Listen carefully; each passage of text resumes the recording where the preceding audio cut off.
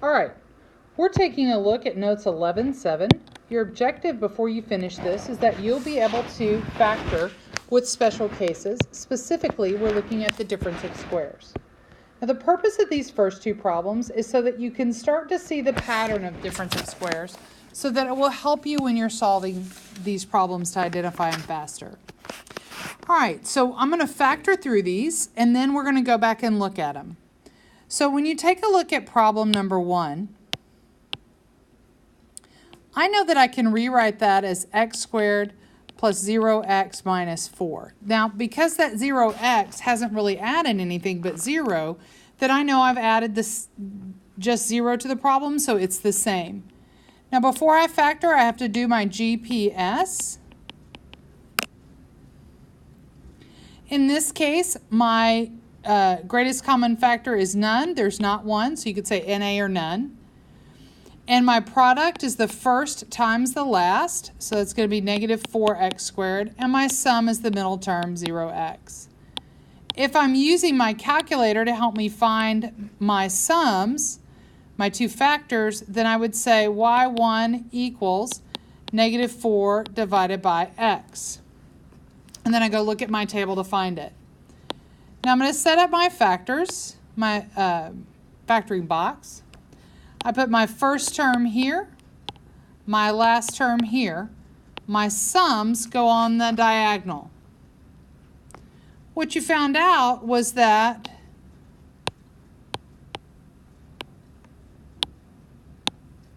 you had a negative 2x and a positive 2x when you look for those factors. And if we factor that out, if I'm looking here, I can factor out an x, and if I'm looking here, I factor out a 2. Here I have an x, and here I have a negative 2. So what happened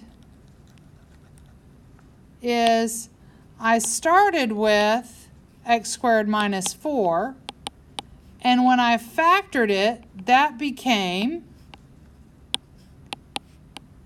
x plus 2, x minus 2. So let's look at number 2 to see if we can see a pattern.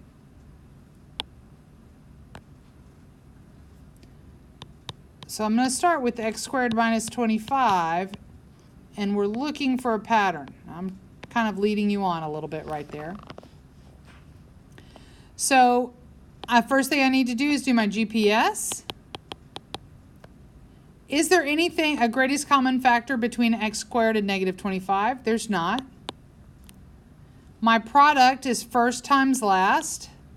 I know that middle term is 0x, so my product is going to be negative 25x squared, and my sum is going to be 0x. In my calculator, I would have said negative 25 divided by x.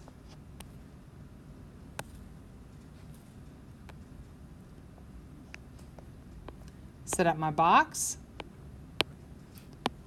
This goes in the top left.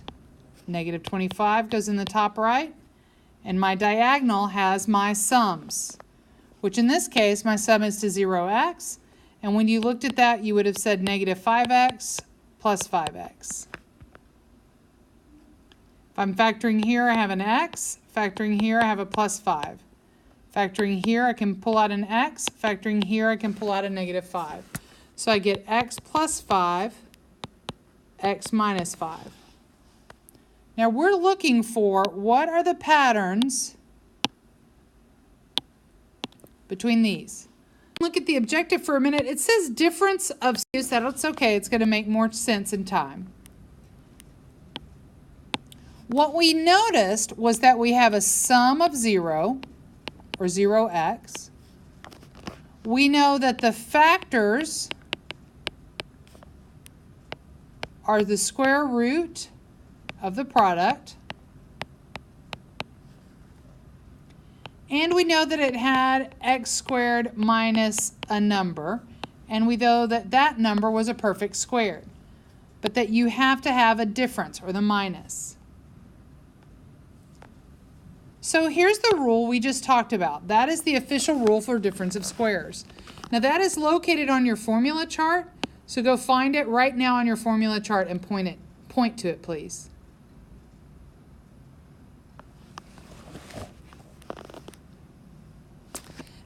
actually want to work number 6 first before we move into the other problems. So my formula is a squared minus b squared equals a plus b times a minus b. Now if I look, a equals x because they're in the same spot. Now I'm going to rewrite that original problem just a minute to make it easier for somebody who might not be seeing it. Can we agree that 9 is the square root of 81, or 9 times 9 gives me 81, which would be what this is, right? That 9 squared equals 81. 9 squared is 9 times 9, which equals 81. So then in that case, it means that b is actually 9. So if I want to factor these, then I know that it's going to be x, because it's in that spot, and x, and I'm going to have a plus and a minus. I'm going to take the square root of 81, that gives me 9, and that 9 is going to go here and here. So again, just to make sure you got it, the rule is a squared minus b squared equals, draw your parentheses first, b plus minus. Our problem is x squared minus 81, which is the same as 9 squared. So then I'm going to draw my parentheses. Instead of the a, I say x plus minus 9. It's that simple. All right, now, the reason why I started with number 6 is because the coefficient in front of the x squared was 1. That's not the case on number 3. The coefficient here is 4. But if I take the square root of 4, I get 2. And if I take the square root of 49, I get 7. So if I look, these are perfect squares. So I have my formula, a squared minus b squared equals a plus b, a minus b.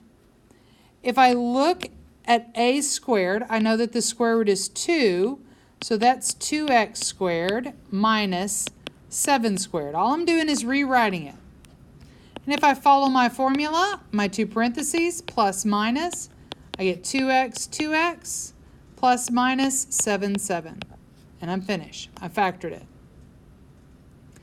Now the other way to look at it, okay, so that's one way to work the problem. The other way to look at it is to say the square root of 4x squared is 2x.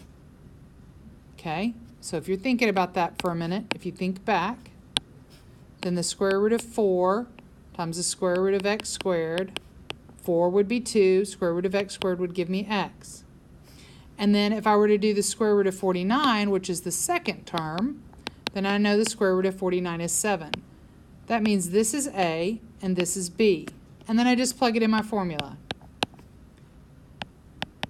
2x plus 7 minus 7. It's another way to look at it. I'm going to look at number 5 next. First, we see that it has 2 terms. That's good. We see that it has a difference, so we know it's a special case. If it's also a perfect square and we can take the square root of it, then I know that it is also a difference of squares. So I say the square root of 9x squared, that's the square root of 9 times the square root of x squared, which gives me 3x. The square root of 16 is 4. So I know a is 3x and b is 4. So again, square root of 9x squared gives me 3x. Square root of 16 is 4. So if I follow my formula,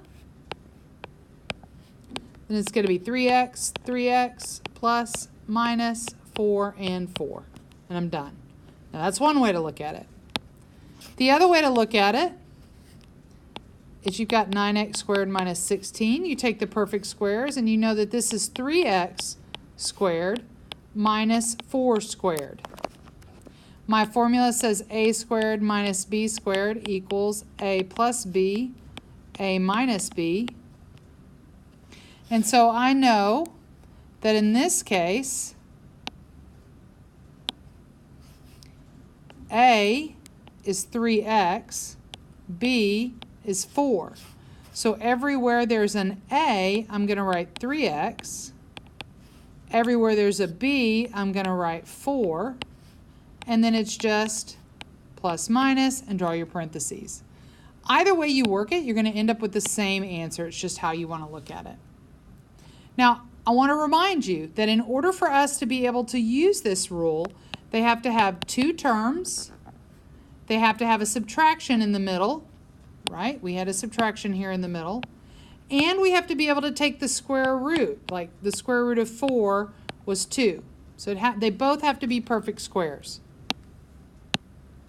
So when I take a look at problem number 5, the first thing that pops out in my head is, aha, there's a plus there. So it can't follow this rule. It can't possibly follow this rule because it's not a special case at this point that we know of. So then I asked myself, I need to find my direction. Which way do I go? GPS, do I have a greatest common factor? Well, I look at 5 and 25. Do I have a greatest common factor? The answer is yes, I have 5. So I'm going to factor out the 5, and I'm left with the x squared plus 5. Well, then I asked myself, okay, well, can I factor it? Well, let's set it up and see. If I'm looking at just this part, I know that's x squared plus 0x plus 5. I need a product that's 5x squared and a sum that's 0x. If I'm using my calculator, I would say 5 divided by x, and I'm looking for a sum that equals 0. When you do that, what you'll find is that there's nothing that will sum to give you 0 when you have a positive here, or a plus 5. So we can't factor it any further. We're done. All we could do in this case was the GCF. I hate this method. You can still factor using the box method. That's fine. It will work. You are just going to have to remember that it's going to take longer and that middle term is 0x. All right, our objective today was to be able to factor really super quick with difference of squares, and we've done that. You need to complete the homework and have it ready for class. I'm going to go to another page and we're going to look at them real quick.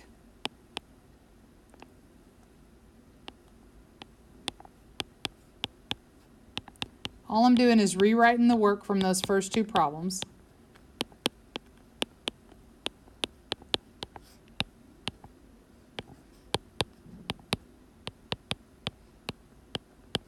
Because I want you to notice some things, okay? First, how many terms do we have? That means how many different terms do we have in our original problem?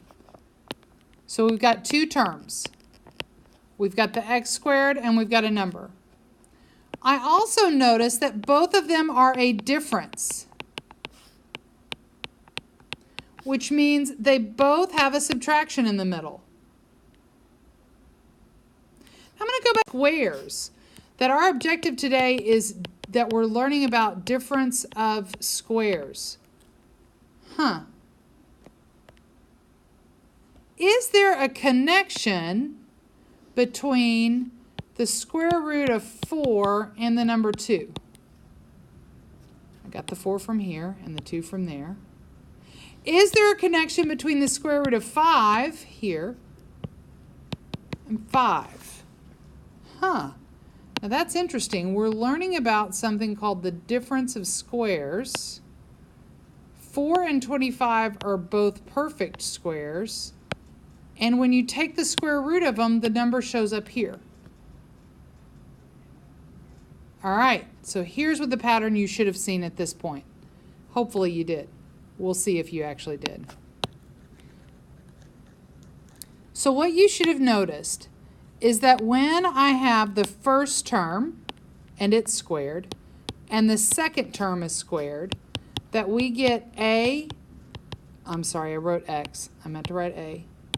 that we get a plus b, a minus b is a formula that we can follow. So look for just a minute.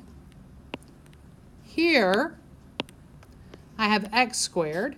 That is the a. It's the same as the a. So I write x and x. Here, I have negative 4. Negative 4 is or square root of 4 is a perfect square, and I get 2. So this is the same as 2 squared, which means I write 2 and 2 here. Now if you're... All right, I want to summarize. We just learned about the difference of squares, which is a special case of factoring and a way to do it super fast. So difference of squares gives you a hint of what you're looking for. We have to have a difference, which means it has to have a subtraction in it. And the numbers we use in this spot and this spot have to both be squares, or we have to be able to take the square root of it. So I have to be able to have something I can take the square root of. For example, 4x squared and 16. I don't want to use 16. Let me change that. 4x squared and 25. If you look at these, if I take the square root of 4x squared, then I get 2x. So that's 2x. And if I take the square root of 25, that gives me 5. So it'd be 2x squared minus 5 squared. Again, the first part is it has to be a difference. The second thing we know we need to have is we have to only have 2 terms. Then, if it meets those and it's a square, then I know it's going to follow this pattern. So this would give me 2x plus 5 and then 2x minus 5. Now, if you